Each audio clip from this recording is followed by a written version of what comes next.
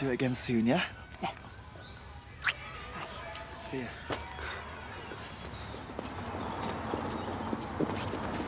Here's Mummy. Scott had loads on at the garage. You are not going to tell me you stayed the night in there. Couldn't sleep a wink. All the scratching and squeaking all night. That good a night, was it? I always suspected Danny was a bit of a goer. Rodents. I spent the night in a rodent-infested shed. Well, how often do you get to spend the night together? Look, if you're concentrating on anything apart from him in bed, there's something wrong. But he's always there, isn't he? Always on my back, always wanting to see me. I've been waiting over a year for a fella to do that. Oh, I suppose. Right, come on, TJ, let's get you to playgroup and then Mummy home and in the shower, shall we? Yeah. Hey, not bad for a night's work. Dozen pheasant hanging out there and a few brace of rabbit. Ain't nothing better for expecting ladies than a rabbit stew. Hey, you can keep all that overpriced organic stuff and just take advantage of what's on your doorstep. You all right, love? You wouldn't take me to the doctor's, would you, Sam? I wouldn't have stayed out all night if I'd have known you were poorly. I'll call the surgery, see if the doctor can fit you in, love. He saw me parading around in his dead wife's wedding dress. Well, I did own up. I told him it was all my fault. What possessed you? I didn't even want to try the rotten dress on in the first place. Been trying frocks on, have we? Oh, drop dead, Mother. I don't know why I bothered apologising. Graceless, isn't it? Yeah, well, we talked about these accusations. I mean, there's a perfectly rational explanation.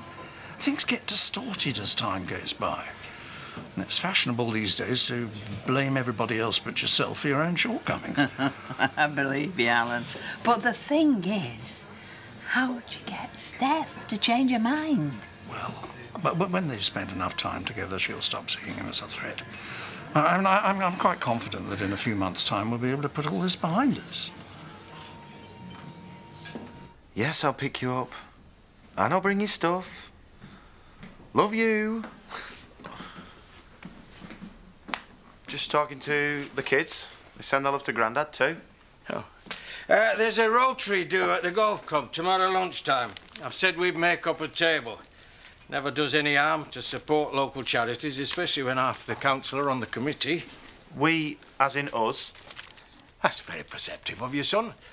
So, unless you've something better to do... Of course not.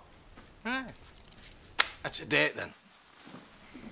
I just said I'd pick Chaz up from the hospital tomorrow at 12. If I'm not there, she'll kill me. Looks like you got yourself a problem.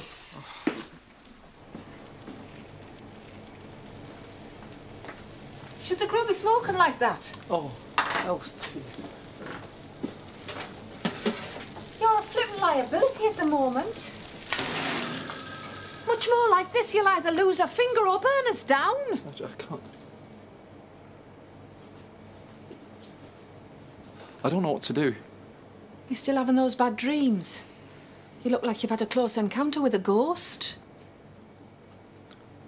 That's because I did. Yesterday, when you sent me home, I walked in on Donna wearing Trish's wedding dress. The actual dress? She said people have been telling us she looked like Trish. She did. She did. The awful thing is,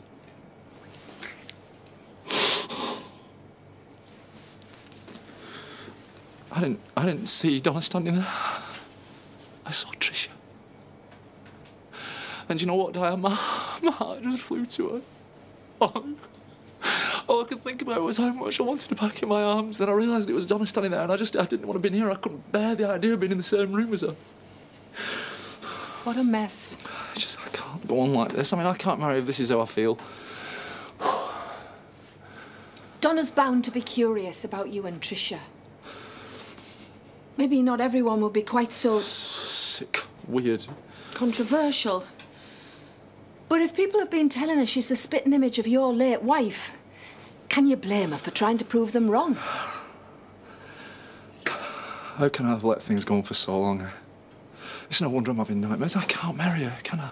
Because it's not her I proposed to, is it? It's Tricia.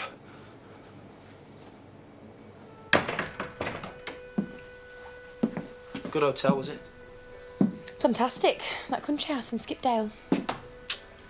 Danny must be really keen if he's willing to spend 2 weeks' wages on one night. He's keen, all right. Yeah, Dawn, I saw you come out the antiques barn this morning. What a cheapskate. He went to loads of trouble. He decorated the place and he made me feel really special. He was so desperate to get his leg over that he made you spend the night in a barn. You deserve to be treated like a princess, Dawn, not like a cheap tart. Still, if it doesn't bother you, then I'm happy for you. Do you have to do that while I'm eating? Might have fleas or anything. That's your lot over there. What do you expect me to do with them? Pluck 'em, gut 'em and stick 'em in the pot. The rest we sell on to interested parties. We all do our bit in this house, love. Still warm.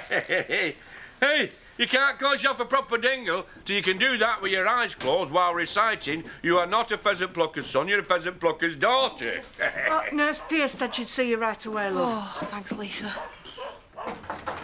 Come in. Blimey. It's like a massacre in a pheasants colony in here. This is all above board. Yeah, a mate of mine, he's a beater on the shoot up at Highfold. Oh, I thought you and Sam shot him last night. Well, you thought wrong, didn't you? I don't care where the pheasants came from.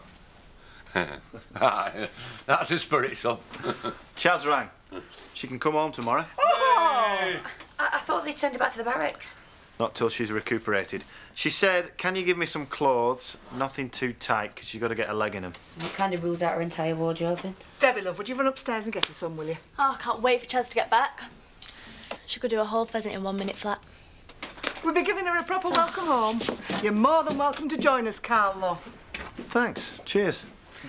Seeing as you're almost family, we'll overlook the fact that it were you put you in hospital in the first place.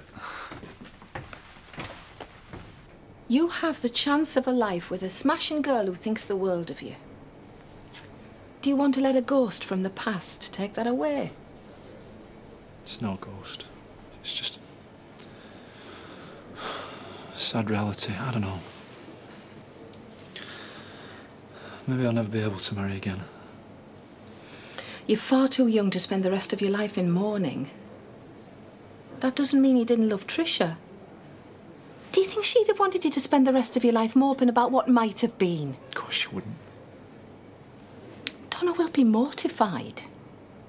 You need to tell that poor girl that you understand why she did it and you don't hold it against her. That she looks nothing like Tricia and she's the most important thing in your life. That's if she still is. She is, isn't she, Marlon? Whenever I see Tricia in my mind's eye, every time, she's a bit more blurred, a bit less clear. So I have to look at a photo of her to remind me what she looked like. Seeing Donna like that just brought it all back. That's how we say goodbye. People fade in our memories, but not in our hearts. Tricia would have wanted you to be happy, don't you think? Not everyone gets a second chance at happiness. You've got a life to live. Go and grab it with both hands. I went to see your brother last night in that ghastly hostel. Why did you do that? I want to ask him to come back. So you don't believe me? Oh, please, for my sake, put these silly stories aside. That's how you see him, is it? As silly stories? Well, that's what you told me. I think over the years you've become confused. The line between truth and fabrication has become blurred. Look, please, just put all this behind you and welcome Terence back. It would mean so much to me. We could be a family again. All right, Dad. I'll try. For you. I can see if Doctor can fit you in after surgery tonight. Just need to talk to someone. I'm so tired. All I can do is worry about the setup at the hospital, about baby being small. After your scan? Is it the NHL? I'm no specialist, but it could be. So it's affecting the baby. You should talk to your consultant. I know you're not keen, but by the 3rd trimester, the baby is less likely to be affected by chemotherapy. You can't promise me it won't be affected. Has your consultant talked to you about an elective caesarean? Because all they'd have to do is get the baby out early and then make a start on the chemo. It's not up to me to decide when he's born. It is a well-established procedure. I won't risk anything bad happening to my baby. It'll come when it's ready and not a moment before. When it does, I'll have all the treatment you want me to, but till then, baby comes first.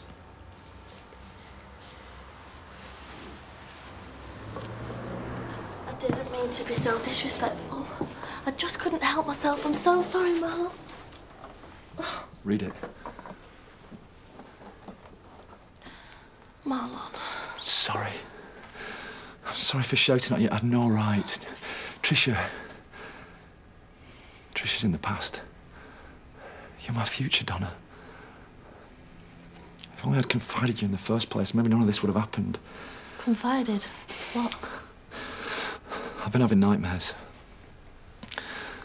Every night I've been waking up in a cold sweat, dreaming about Trisha in the church.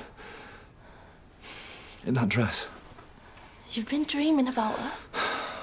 I didn't want to tell you, I didn't want to upset you. But, you know, seeing you in that dress, it was like seeing a ghost. It was like the nightmare had come to life. Your face when you saw me, I could tell. You wanted it to be her, and then when you realised it was me, you were disappointed. I'm sorry, Marlon. I can't compete with it. I just can't. All I want from now on is you and me. Which is why I want to take Trisha's dress to the charity shop in Otten. There's no good hanging on to the past. You're all that matters, Donna. Come here.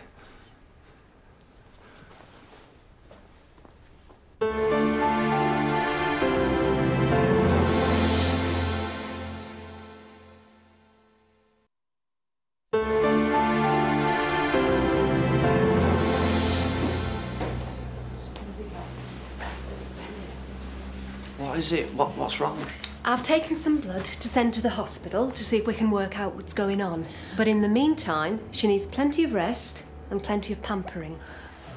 I'll make sure she gets it. I'm sorry, but you can't throw me back into them antenatal classes. I understand. Look after yourself, Alice. You know where we are. What have you been talking about for so long? Why have you been so poorly? It's not been a baby, silly. No.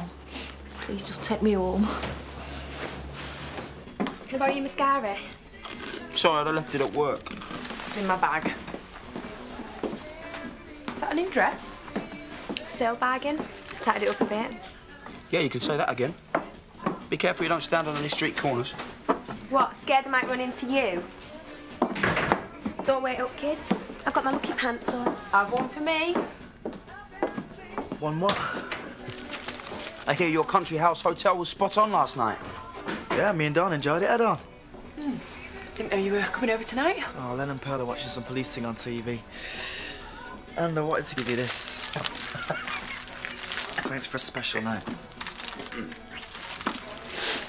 Suppose you better sit down then, eh?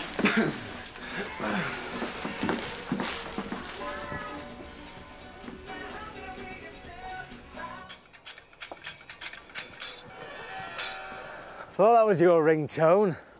Oh, your mother was getting worried about you. Well, that's a first. So was I. Marlon got back to work hours ago. You haven't been back to the cafe? What are you doing here? Holding a séance? Someone's put fresh flowers on a grave. It's bound to be Marlon. Well, the anniversary was only a couple of days ago. That's what you do. Just like we put flowers on Dad's grave every Christmas.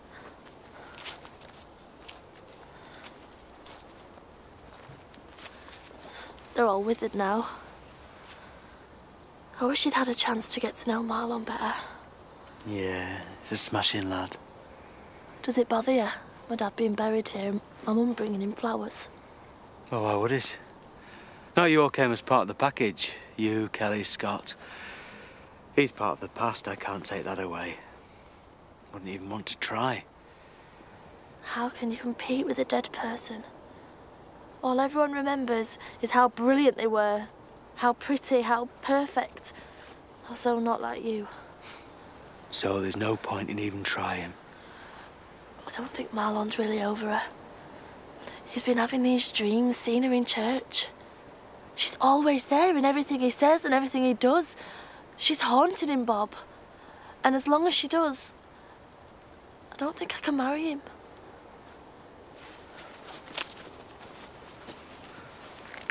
Welcome home to the sexiest cuddle bunny. Is this some kind of a joke? Know anyone called Cuddle Bunny, Carl? Must be a mistake. I'll get onto the shop. Must have got the address wrong. I'll sort it. Some idiot wasted all that money on flowers, can't even get the address right. You prat. They're meant to go to the hospital to cheer her up. You're lucky he hasn't worked it out yet. Are you going to tell him about Chaz or let him find out the hard way? We've been here before, Donna. You're nervous. He's nervous. Your mother's nervous. I'm flipping nervous. It doesn't matter how many times you get married. You still feel your heart racing and your palms clammy. Then, when you see the woman of your dreams walking down that aisle, it's all worthwhile. All he sees when he looks at me is her. I could kill your mother for putting this daftness into your head. Do you remember the state he got himself into in Newcastle? That was no pining over a ghost, Donna. It's you that he wants. You think so? Yeah, I'd stake my wedding ring on it. You don't think I look like her? Well, you're about the same size, you've got similar hair, but that's about as far as it goes. You are a wonderful girl, Donna. You're funny, you're loving, you're beautiful. Me? Don't be stupid. No, you are. And that's why your stepdad-to-be, for a second time, loves you. That is the person that Marlon fell in love with, Donna, you. You really think so? Yeah, Trisha's part of Marlon's past. You're the future, Donna. Now, the only way you're going to exorcise that ghost is by marrying him, making a new life the pair of you. You think she'd mind? No, she'd be happy knowing that Marlon's happy. That's what you do when you love someone. You have to let them go. Just like my mum did with my dad. Doesn't mean that she didn't love him, just that she's moved on. He'd be very proud of you. Oh, I know that girls always want their dad to give them away on their wedding day, and I know I can never take his place, but I would be just as proud to be his stand-in. What are you doing in the graveyard? I'm trying to call you. I've just been having a chat to my dad, that's all. You're not the only person who's lost somebody.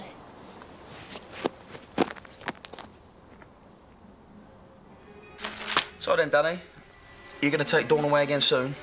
She fancies it, yeah. I turn up, order a drink, then I get a text message saying he's been held up and can we make it tomorrow night instead? Told you I thought he was married. Look, after paying for my cocktail, I hardly had enough money to get a taxi home. I've got enough for a pint across the road if anyone fancies it. Well, I might, but I think my tag would object. And I've just got TJ to bed. Well, so Scott can look after him. You don't mind, do you, Scott?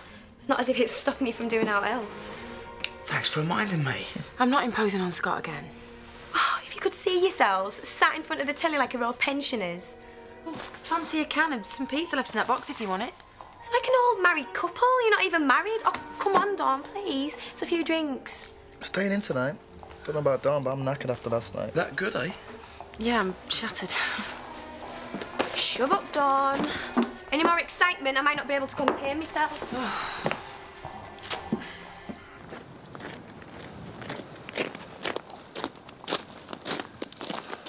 I put my foot in it. No more than I have. Listen, I've got the night off. Paddy's making himself scarce. Why don't you let me cook you something special? Dinner cooked by an award-winning chef? Who could turn that down? Yeah, if you want. I meant what I said. If you still need me, and it's still what you want, I'll be proud to walk you up that aisle. Well, thanks. And thanks from my dad for being my almost dad.